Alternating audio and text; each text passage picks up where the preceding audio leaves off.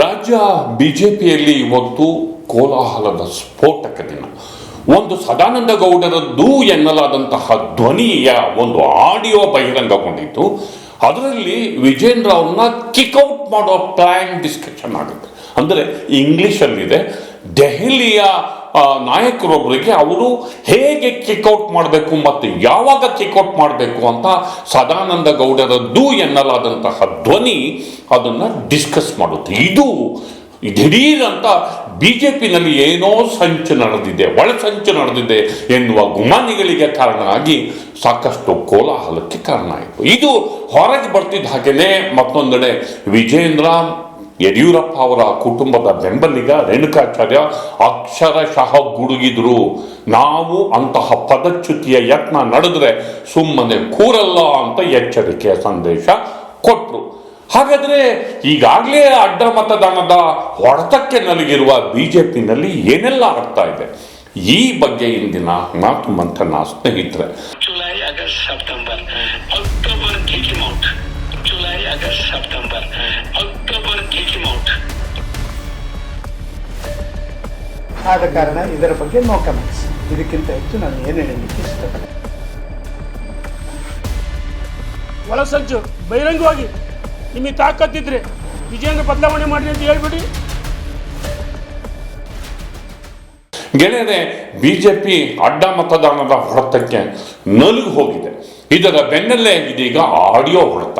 ಇವತ್ತು ಬಿಡುಗಡೆಯಾದಂತಹ ಆಡಿಯೋದಲ್ಲಿ ಸದಾನಂದ ಗೌಡರದ್ದು ಎನ್ನಲಾದಂತಹ ಒಂದು ಧ್ವನಿ ವಿಜೇಂದ್ರ ಅವರನ್ನ ಹೇಗೆ ಕಿಕ್ಔಟ್ ಮಾಡಬೇಕು ಅನ್ನೋದನ್ನ ಇಂಗ್ಲಿಷಲ್ಲಿ ನಾಯಕರೊಬ್ಬರಿಗೆ ವಿವರಿಸುತ್ತೆ.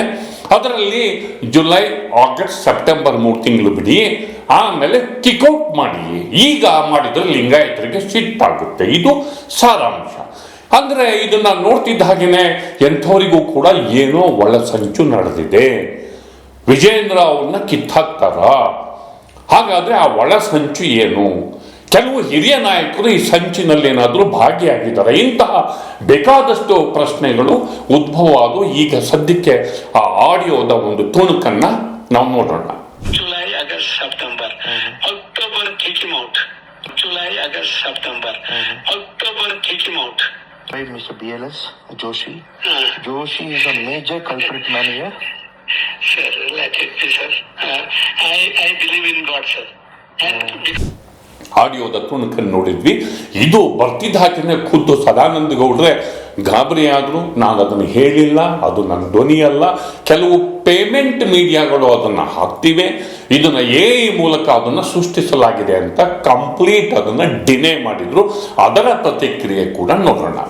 ಇದರ ಬಗ್ಗೆ ನೋ ಕಮೆಂಟ್ಸ್.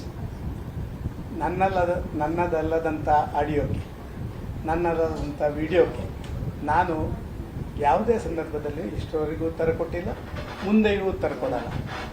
ಆದ ಕಾರಣ ಇದರ ಬಗ್ಗೆ ನೋ ಕಮೆಂಟ್ಸ್. ಇದಕ್ಕಿಂತ ಹೆಚ್ಚು ನಾನು ಏನು ಹೇಳಲಿಕ್ಕೆ ಇಷ್ಟಪಡ. ಪ್ರಾಯಶಃ ತುಂಬ ಸಂಗತಿಗಳನ್ನು ಮಾಧ್ಯಮದವರೇ ಇನ್ವೆಸ್ಟಿಗೇಟ್ ಮಾಡಿ ಈ ಆರ್ಟಿಫಿಷಿಯಲ್ ಇಂಟೆಲಿಜೆನ್ಸು ಮತ್ತೊಂದು ಏನು ಅಂತ ನೀವು ಕಂಡುಹಿಡಿದಿದ್ದೀರಿ. ನನಗೆ ಅದರ ಬಗ್ಗೆ ಗೊತ್ತಿಲ್ಲ. ನಾನು ನಿಮ್ಮಲ್ಲಿ ಎಲ್ಲರಲ್ಲಿ ವಿನಂತಿ ಮಾಡ್ಕೊಳ್ತೇನೆ, ದಯವಿಟ್ಟು ಇದರ ಬಗ್ಗೆ ಕಂಡುಹಿಡಿಯಿರಿ. ಕಂಡು ಹಿಡಿಲಿಕ್ಕೆ ಮೊದಲೇ ಉಂಟಲ್ಲ, ಕೆಲವು ಪೇಮೆಂಟ್ ಟಿ ವಿಗಳು ಪ್ರಾರಂಭ ಮಾಡಿವೆ. ಸದಾನಂದ ಗೌಡರ ಜನ್ಮ ಜಾತಕವನ್ನು ತೆಗಿಲಿಕ್ಕೆ ಕೆಲವು ಪೇಮೆಂಟ್ ಟಿ ವಿಗಳು ಮಾಡಿದ್ದಾರೆ ಈಗಾಗಲೇ. ನನಗೆ ಸಂತೋಷ, ಅದರಲ್ಲೇನಿಲ್ಲ. ಮಾಧ್ಯಮಗಳು ಇರುವುದೇ ಅದಕ್ಕೆ. ಆದರೆ ಸತ್ಯವನ್ನು ಹೇಳಲಿಕ್ಕಿರೋದು ದೇವರು ಮೆಚ್ಚದಂಥ ರೀತಿಯಲ್ಲಿ ಮಾಧ್ಯಮಗಳಲ್ಲಿ ಪ್ರತಿಬಿಂಬಿಸುವಂಥದ್ದು ಅದು ಒಳ್ಳೆಯದಲ್ಲ. ಆದ ಕಾರಣ ಇದರ ಬಗ್ಗೆ ನಾನು ಎಲ್ಲ ಮಾಧ್ಯಮದಲ್ಲಿ ವಿನಂತಿ ಮಾಡ್ತೀನಿ, ದಯವಿಟ್ಟು ಇನ್ವೆಸ್ಟಿಗೇಟ್ ಮಾಡಿ. ಇದೊಂದು ಮೇಜರ್ ಇಶ್ಯೂ, ಒಂದು ಪೊಲಿಟಿಕಲ್ ಆ್ಯಕ್ಟಿವಿಟೀಸ್ನ ಬಗ್ಗೆ ನಡೆಯುವಂಥ ಇಶ್ಯೂ. ದಯವಿಟ್ಟು ಇದರ ಬಗ್ಗೆ ನೀವು ಫೈಂಡ್ ಔಟ್ ಮಾಡಬೇಕು ಅಂತ ಹೇಳುವಂಥ ವಿನಂತಿಯನ್ನು ನಾನು ಮಾಡ್ತಾ ಇದ್ದೀನಿ.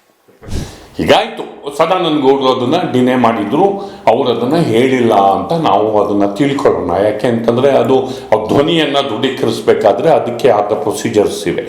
ಯಾಕೆ ಈ ಆಡಿಯೋ ಬಂತು, ಬಿಜೆಪಿಯ ಒಳಗೆ ಏನೆಲ್ಲ ಆಗ್ತಿದೆ, ಈ ಪ್ರಶ್ನೆಗಳು ಪ್ರಶ್ನೆಗಳಾಗೆ ಉಳ್ಕೊಂಡಿವೆ.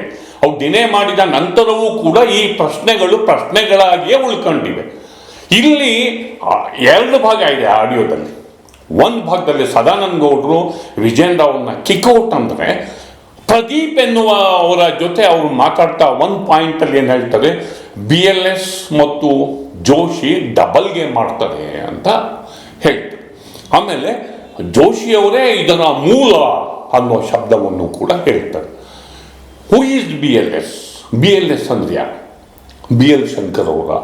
ಜೋಶಿ ಅಂದ್ರೆ ಯಾರು? ಪ್ರಹ್ಲಾದ್ ಜೋಶಿ ಅವರು. ಅವರ ವಿಚಾರ ಇಲ್ಲೇ ಯಾಕೆ ಬಂತು? ಅವರು ಆಡ್ತಿರಬಹುದಾದಂತಹ ಡಬಲ್ ಗೇಮ್ ಏನು? ಅವರೇ ಅದರಲ್ಲಿ ಒಬ್ಬರು ಕಿಂಗ್ ಪಿನ್, ಈ ಡೆವಲಪ್ಮೆಂಟಿನ ಕಿಂಗ್ ಪಿನ್ ಯಾಕೆ? ಇದು ಅರ್ಥ ಆಗದ ಪ್ರಶ್ನೆ.